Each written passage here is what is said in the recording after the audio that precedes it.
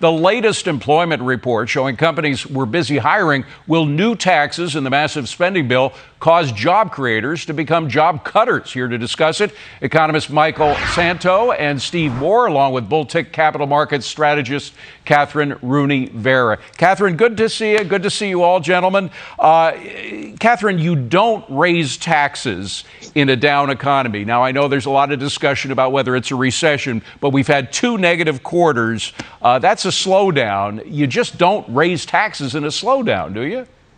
You don't raise taxes. You certainly don't implement what is called a inflation reduction bill, which effectively is going to, as your previous guest mentioned, do exactly the opposite.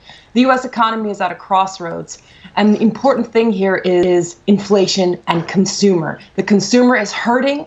The consumer is facing double-digit inflation rates on food and gas.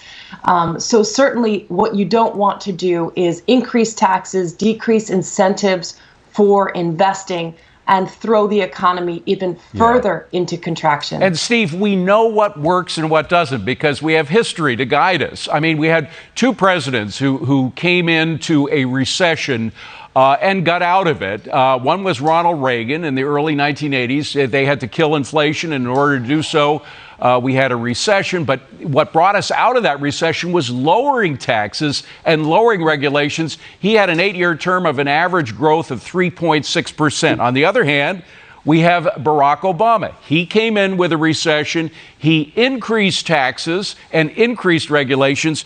He had an average growth rate of under 2%. So if you want to grow the economy, you don't raise taxes and regulations, right?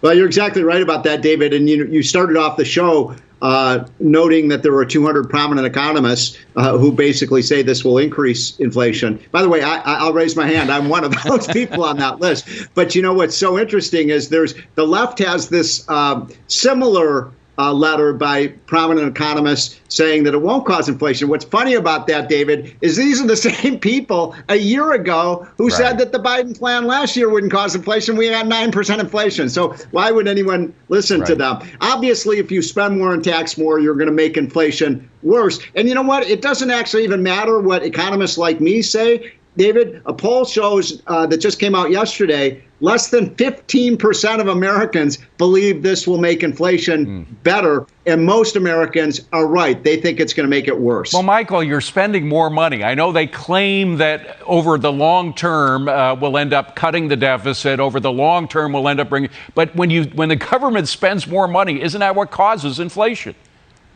No, not exactly in this case, because we have an unusual type of recession here, if you call it recession, where the economy is also somewhat overheating. So some of what's causing inflation is an overheating economy, and increasing some taxes is like hitting fiscal brakes lightly. And that's in concert with the Fed that's also hitting a little bit of brakes. And if the economy stops overheating, the taxes can actually be lowered. But a lot of this bill is actually an energy bill, and we do have energy challenges. And I noticed that it even has provisions for nuclear energy. So it's not some extreme leftist progressive bill. Well, it does, but Kathryn, at the same time, it has provisions for tax rebates for electric cars and everything, but most Americans can't afford those electric cars. Not right now, because they're squeezing themselves just to put food on the table.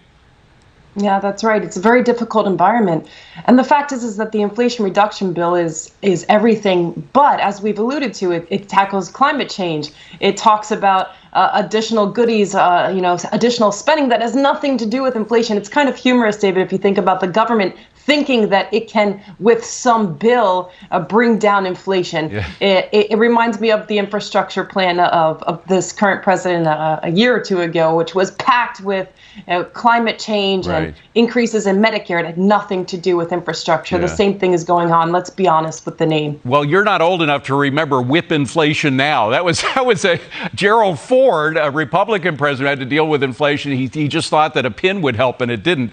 Steve, the bottom line is, is, to Michael's point, a lot of people say the economy is too hot, but isn't the problem that we're not producing enough? Inflation, one of the sides of inflation is if you have too few goods, and because we have supply chain problems, because we have labor shortage, et cetera, but also because we have inflation, we're not producing enough. Maybe it's not that the economy is too hot, but that it's just not producing enough.